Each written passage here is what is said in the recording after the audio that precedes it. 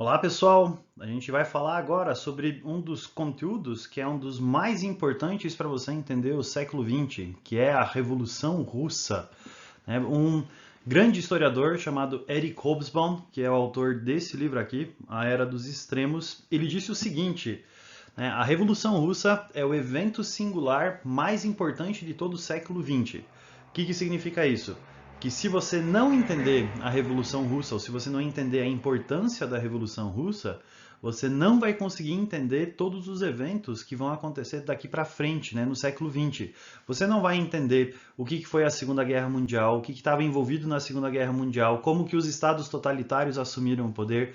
Você não vai entender o que foi a Guerra Fria. Você aqui no Brasil não vai entender, o governo do Getúlio Vargas, especialmente a questão do Estado Novo. Você não vai entender a ditadura militar, o regime militar e o que aconteceu durante esse período. Você não vai entender Guerra Fria e a contraposição entre o capitalismo e o comunismo. E jogando mais para a atualidade, você não vai conseguir nem entender a fundação do Partido dos Trabalhadores, os partidos de esquerda que a gente tem aqui no Brasil, ou dos próprios partidos de direita, esse discurso anticomunista que esses partidos, que esses grupos, eles têm. Então, para você entender todas essas coisas que eu falei para vocês, você precisa primeiro entender a Revolução Russa, porque a Revolução Russa é a gênese de tudo isso. A Revolução Russa é o que dá origem a todos esses processos. Por isso que entender a Revolução Russa é entender o evento singular mais importante de todo o século XX. Beleza? Então vamos lá, vamos começar. Primeira coisa, o contexto que a Rússia estava antes da Revolução. A Revolução, ela normalmente quer mudar a ordem social, ela quer fazer grandes transformações.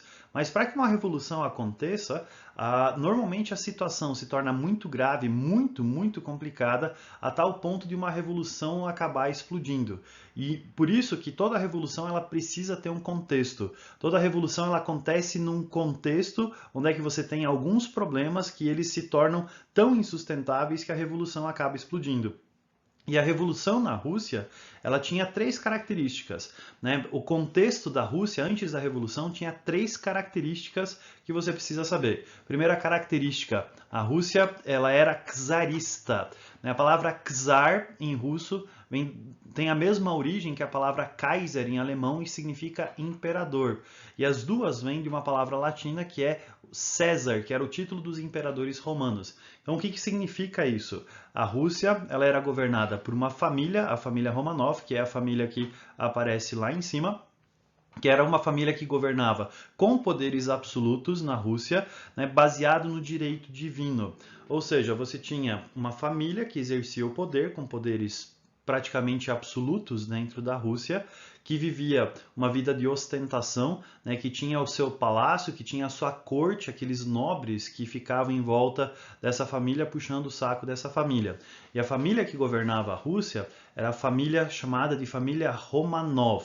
O czar que aparece lá naquela imagem é o czar Nicolau II, que é o chefe dessa família Romanov. E essa família era uma família que era muito conhecida pela sua ostentação. Então, eles tinham os seus palácios, eles tinham toda a corte, onde é que eles viviam de maneira luxuosa, e existem alguns exemplos dessa ostentação. Por exemplo, um dos maiores exemplos dessa ostentação são os chamados ovos de Fabergé, que são aqueles ovos que aparecem lá em cima. Fabergé é conhecido como o melhor joalheiro de todos os tempos, e dentro das famílias eslavas existe a tradição de você distribuir ovos uns para os outros durante o período da Páscoa. Mas lá na Rússia, isso daqui chegou no grau máximo da ostentação, onde é que eles davam esse Kinder Ovo especial, porque dentro de cada um desses ovos você tinha uma outra joia que era uma surpresa, e todos esses ovos eles eram feitos de pedras preciosas, pedras semi-preciosas, de ouro, de prata, de outros metais preciosos. Cada um desses ovos era uma obra de arte. Então, por que eu estou trazendo esse exemplo? Porque a família Romanov ela governava com poderes absolutos e vivia na ostentação, vivia no luxo. O problema é o que acontecia no resto da Rússia, porque o resto da Rússia ele era agrário. né? Então, a Rússia ainda não tinha passado pela Revolução Industrial. As poucas indústrias que existiam, as poucas manufaturas que existiam na Rússia, elas eram empresas estrangeiras, especialmente francesas. Então, a Rússia ela era agrária, né? Não tinha passado pela Revolução Industrial e ainda as empresas que existiam lá pertenciam a pessoas de fora da Rússia. E o mais importante, a maior parte da população russa vivia na miséria, né? E 70%, 80%, talvez até mais do que isso, eram camponeses muito pobres, né? Como aparece nessa imagem aqui do lado, né? Uma foto que você tem de um grupo de camponeses que você tinha lá na Rússia. Então, qual que é esse contexto que você tinha na Rússia antes da Revolução? Uma família extremamente ostentação que governa com poderes absolutos e por direito divino, vivendo em uma Rússia feudal, agrária e miserável. Tá? Existia uma distância muito grande entre como que a população vivia e como é que a família Romanov e a corte, né, os nobres, eles acabavam vivendo. O problema é que essa Rússia ela vai se envolver em alguns conflitos, né? E o principal conflito que a Rússia vai se envolver antes da Primeira Guerra Mundial é uma guerra contra o Japão pela região da Manchúria, que pertence à China. Então deixa eu dar um pouquinho de contexto aqui, né? Nesse mapa que aparece aqui em cima, você tem o Japão aqui, tá? Então essa região, essa ilha aqui é o Japão. Aqui você tem a Península da Coreia, que também tinha sido invadida pelos japoneses, e nessa partezinha aqui você tem a China, e nesse pontinho aqui você tem a Rússia, tá? O que aconteceu? O Japão, quando ele começa a se modernizar, ele se transforma numa potência imperialista e começa a conquistar territórios. Eles conquistam a Coreia e eles então partem para tentar conquistar essa região aqui chamada de Manchúria. E a Rússia, querendo aproveitar esse cenário, resolve tentar invadir a Manchúria também. Então, por causa da invasão da Manchúria, a gente vai ter um conflito que vai acontecer entre japoneses e russos. O que os russos pensaram foi o seguinte, vai ser fácil, né? A gente tem aí um bando de selvagens armados com espadas, arcos e flechas e lanças, e a gente vai enfrentar eles, nós somos superiores, nós vamos ganhar deles. O que aconteceu foi o contrário, né? Foram os japoneses que estavam derrotando os russos. E essa guerra da qual a Rússia começou a participar em 1905, pegou a situação da Rússia que já estava ruim e se tornou insustentável, o que provocou o surgimento de algumas manifestações do povo contra a família Romanov, contra o poder que existia dentro da Rússia e contra essa guerra de 1905. Os dois eventos mais conhecidos são o evento do Domingo Sangrento e a revolta do encouraçado Potemkin. Então, o que aconteceu aqui? Você tem nessa imagem aqui do lado, você tem o palácio da família Romanov e a população começa a marchar em direção a esse palácio, fazendo um protesto, pedindo para que a Rússia saísse dessa guerra, pedisse que trouxesse os seus filhos, os soldados de volta, pedindo paz, pedindo que a situação deles melhorasse. Então você tinha lá o palácio, esse palácio estava cercado com os soldados, como aparece aqui, então você tem lá o exército protegendo o palácio e você tem a população aqui marchando em direção a esse palácio. E aí você tinha nesse cenário os guardas aqui e a população aqui, e de repente alguém abre fogo e os soldados começam a abrir fogo contra a população e matam um monte de manifestantes nessa manifestação que ficou conhecida como o Domingo Sangrento, Sunday Bloody Sunday.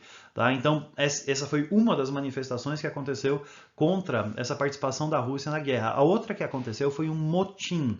Motim é uma insubordinação, é uma revolta dentro dos militares contra os seus superiores. Dentro de um navio de guerra, um encoraçado, que é um navio de guerra feito de metal, chamado encoraçado Potemkin. Então os marinheiros acabaram se revoltando, tomaram conta desse navio, e essa revolta dentro desse navio acaba se tornando aí um símbolo dessa manifestação contra essa guerra de 1905, isso depois acabou se transformando num dos filmes da origem do cinema, como aparece naquele cartaz que tem lá em cima, que é um cartaz aí desse filme do encoraçado Potemkin.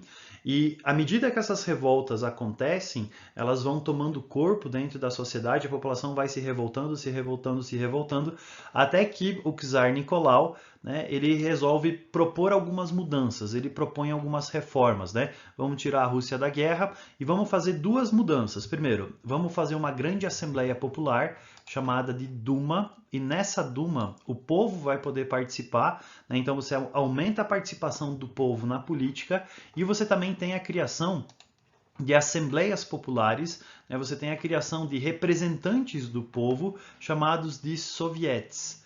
Então, dessa forma, o czar queria diminuir a tensão, prometendo uma série de mudanças.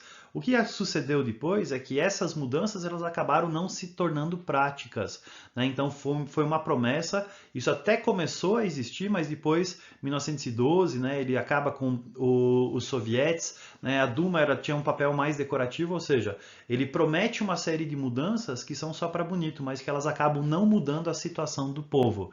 Então você continua tendo uma Rússia que ela era czarista, agrária e miserável e que participou dessa guerra, dessa revolução que não deu certo. Por isso que o nome que a história dá para 1905 é Ensaio Geral. Por que recebe esse nome? A revolução não aconteceu, mas os russos eles fizeram um ensaio para essa revolução. O que é um ensaio geral? Quando você tem uma apresentação de um teatro, por exemplo, ou de outro tipo de manifestação artística, uma ópera, por exemplo, antes de você fazer a primeira apresentação, você faz um ensaio geral. Você faz uma apresentação do começo ao fim, sem interrupções, né, que é para você acertar todos os últimos detalhes antes da estreia acontecer. Então, por que tem esse nome em 1905? A revolução não aconteceu, mas os russos eles ensaiaram e aprenderam como que uma revolução deveria ser feita, né? E por isso que depois, em 1917, você vai ter a revolução propriamente acontecendo. Tá? E essa Rússia, que era agrária, miserável, czarista e que levou um pau dos japoneses na guerra de 1905, vai participar da Primeira Guerra Mundial. Né? E quando eles participam da Primeira Guerra Mundial, a situação dos russos, que já estava ruim, se torna praticamente insustentável. Porque agora a Rússia está lutando contra as maiores potências europeias, especialmente a Alemanha. E as coisas que estavam ruins na Rússia, a partir de 1914, se tornam ainda piores. O banho de sangue nas guerras de trincheiras, uma crise econômica gigantesca por causa da economia de guerra que vai ser adotada na Rússia, e a coisa se torna praticamente insustentável. De tal forma que, em 1917, a gente vai ter a revolução que vai explodir, mas as fases diferentes da revolução, isso eu explico para vocês no próximo vídeo. Beleza, pessoal? Espero que você tenha entendido o contexto da Rússia antes da Revolução de 1917. Abraço!